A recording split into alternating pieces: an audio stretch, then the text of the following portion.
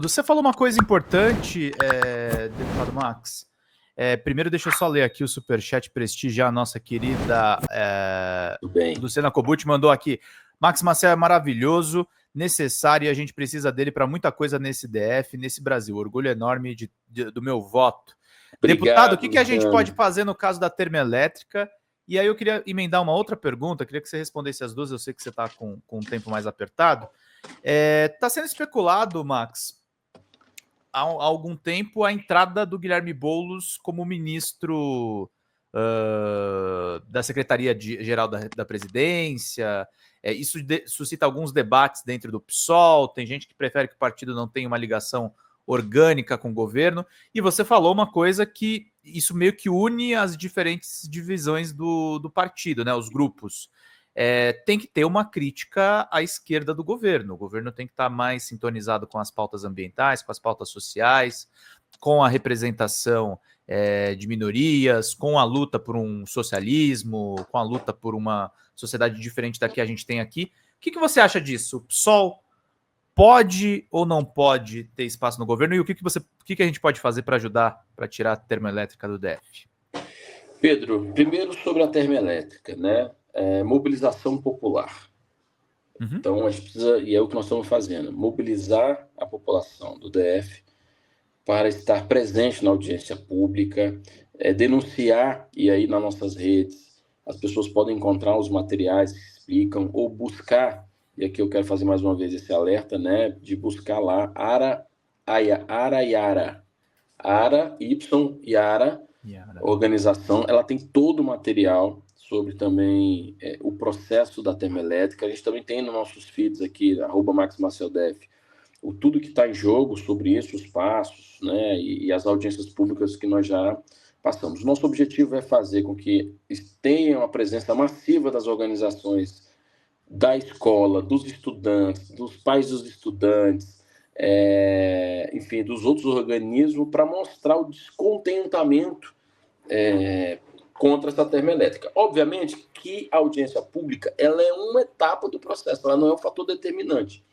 Então vai precisar, obviamente, o IBAMA emitir um documento, mas também o governo do Distrito Federal também tomar a decisão. Obviamente que a empresa já comprou a terra, a gente não quer, e aí a defesa da escola como principal ponto, né? São estudantes da área do campo, da zona rural aqui do Distrito Federal, que estudam nessa escola, mais de 500 alunos. Então, o que a gente precisa fazer? Denunciar o que está em jogo e mobilização social para dizer show a termoelétrica, né? A gente tem pressionado o governo do DF a dizer o que de fato interessa, né? Como é que ele está assistindo a empresa num debate com o governo federal, né, com a instância federal, na verdade, não com o governo, mas com a instância federal, de implementar aqui algo que vai trazer ônus para a capital, ela tem que, no mínimo, se posicionar.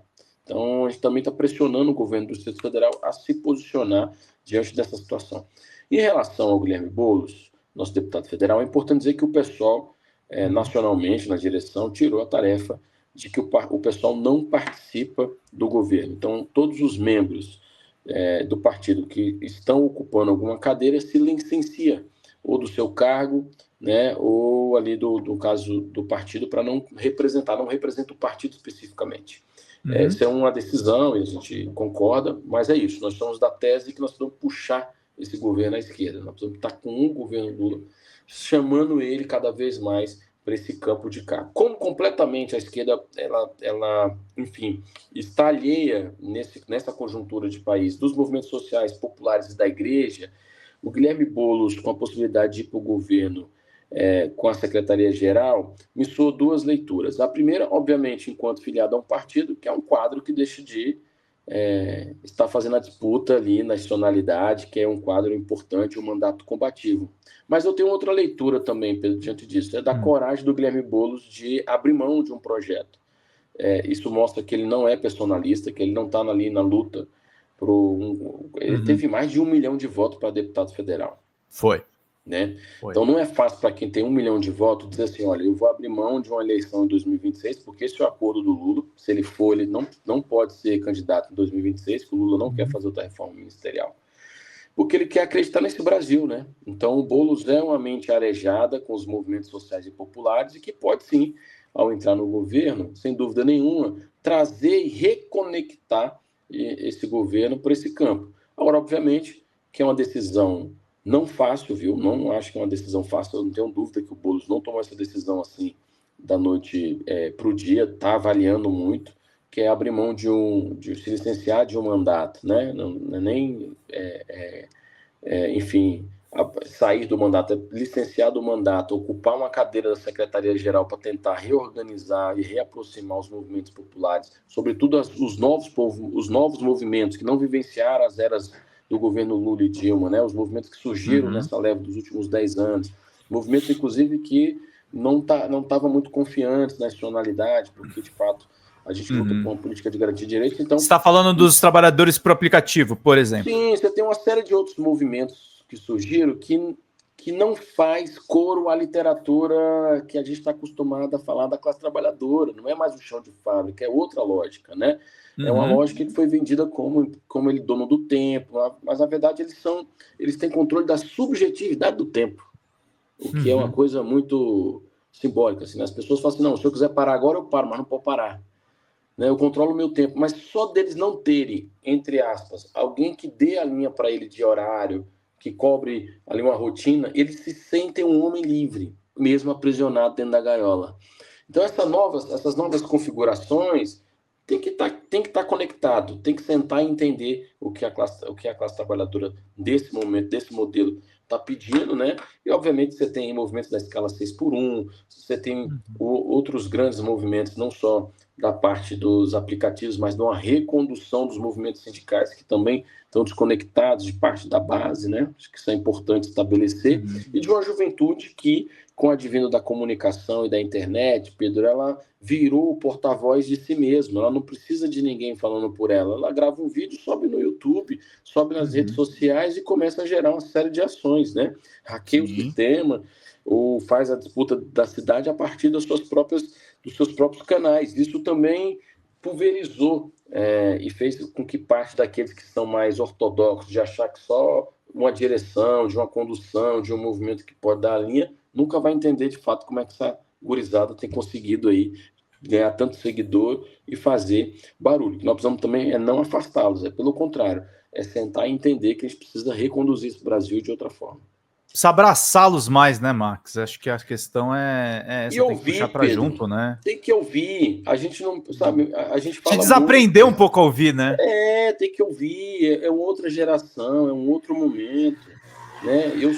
Eu vim do offline, você também veio do offline. Sim. Nós estamos acostumados a esperar 24 horas para uma coisa acontecer sem ficar sofrendo. Essa nova geração, não, elas têm dinamismo. Isso não é tão ruim se não for mediado, né? Se for mediado. Se não for mediado, aí realmente será uma série de problemas, né? Mas especificamente sobre a agenda da política pública, isso que é fundamental. É fazer como a gente faz com que esses debates cheguem para esse público que não está organizado necessariamente em movimentos, ou que não quer ser organizado em determinados movimentos, mas que tem poder de mobilização, que tem uma audiência que se considera importante. Então você não vai fazer isso fazendo um enfrentamento de rede, é de escuta, é ir lá, é entender, é mostrar os resultados. Isso leva tempo. Então, certamente, a figura do Boulos, pensada nisso, eu acredito que é nesse sentido, né? De reconectar os movimentos sociais populares aí, e chamar, entender essa nova geração que está aí reclamando e demandando da gente cada vez mais uma cidade sustentável, com garantia de direitos e com uma liberdade, que essa liberdade não é o liberalismo na sua essência, é a liberdade, né, de poder ser quem ele quer, né? Imagina, Pedro, eu sou de uma geração que queria ter carteira assinada, essa geração não quer. Sim. E aí muita gente acho que eles também não conhecem, né? Acho que tem essa questão. Não conhecem, né? Mas assim, em tese, né, Pedro? Porque eles viram seus avós, seus pais com a carteira assinada presos a uma lógica do patronal que só adoeceu eles e que agora estão tentando se aposentar. Então eles não querem viver isso também. Eles perceberam isso. É isso, é outra lógica, é um outro formato. Por isso que eu sou, apesar de não ser a parte aqui do tema, mas eu sou cada vez mais adepto da tese do Eduardo Suplicy da renda básica universal. Acho que nós ali poderia ser uma base que a gente distribuiria a renda e passaríamos todo mundo a ter um patamar mínimo ali, né? Um patamar mínimo. E nos países que, obviamente, são países diferentes do Brasil, que implementaram isso, não gerou desemprego, pelo contrário, as pessoas tiveram mais tempo para acessar a cultura, mais tempo para estudar, mais tempo para se capacitar, e a mão de obra ficar cada vez mais também especializada, né? Porque, convenhamos, Pedro, assim, eu trabalhei com jovens de 20 anos. Você falar para um jovem que ele vai virar atendente de padaria para ganhar R$ 1.500 trabalhando 44 horas semanais, ele não vai, cara. Sabe? E ele não vai, ele vai olhar e falar assim, que isso, cara, eu não consigo estudar com essa escala, eu não consigo ser jovem nessa escala, sabe? Então, isso tudo porque, obviamente, a globalização e a comunicação mostra para ele um outro universo, né? Mostra para ele outras coisas. Nós precisamos também disputar isso, sem dúvida nenhuma.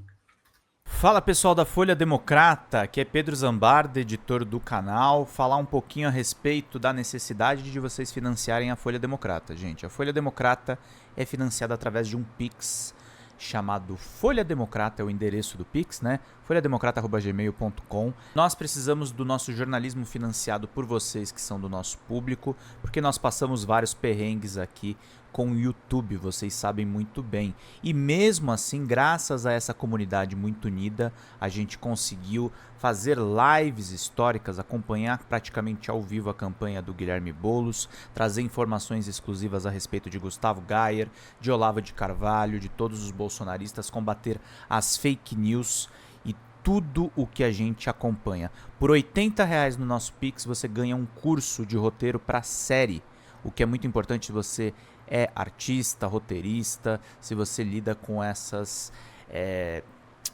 práticas da economia criativa. Outra forma de você colaborar também é se tornando membro aqui do nosso canal. Isso é muito importante para você fazer as suas atividades por aqui, porque você tem acesso a vídeos exclusivos e nós temos um curso de jornalismo básico para você poder acompanhar a partir de R$5, que é ministrado por mim. A gente tem aí quase uma dezena de aulas e muito conteúdo para você poder acompanhar.